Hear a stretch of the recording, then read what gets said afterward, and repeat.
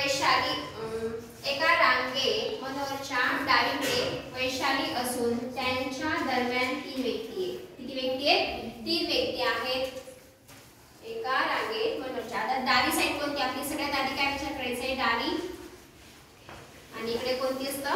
उजवी. आपण हा जो आपला असतो तो left hand, right hand. Left hand means डावीकडे आणि उजवी म्हणजे कोणती? तर राईट हँड. ठीक आहे. आता एका रांगेत मनोहरच्या डावीकडून वैशाली असून मनोहरच्या डावीकडून वैशाली आहे. कोण आहे? मनोहर. इकडे कोण असेल? वैशाली.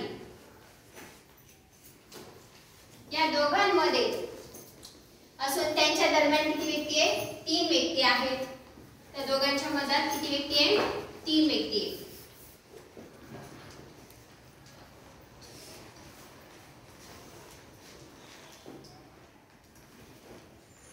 मनोहर रांगेच्या उजवीकडून 6व्या क्रमांकावर आहे. इथं जो आहे तो किती क्रमांकावर आहे? 6व्या क्रमांकावर. कितव्या? तो पण कुठून?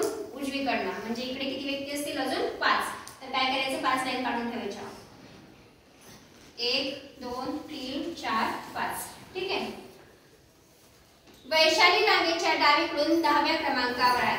वैशाली इकडच्या साईडने किती क्रमांकावर आहे? 10व्या. म्हणजे इकडे जे नंबर असतील ते किती आहेत? 10.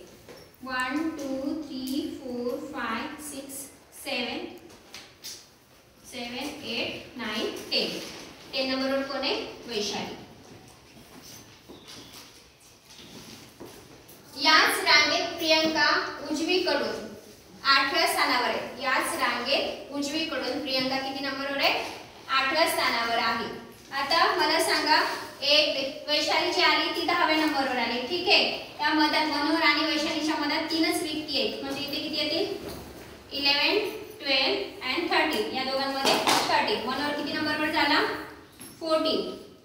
आणि 15 16 17 18 and 19. ठीक आहे. आता म्हटले की प्रियंका जी आहे ती उजवीकडून किती नंबरवर आहे? 8व्या नंबरवर आहे. कोण? प्रियंका. कोणत्या साइडनी? उजव्या साइडनी. 1 2 3 4 5 6 7 8. म्हणजे प्रियंका जी आहे ती किती नंबरवर आहे?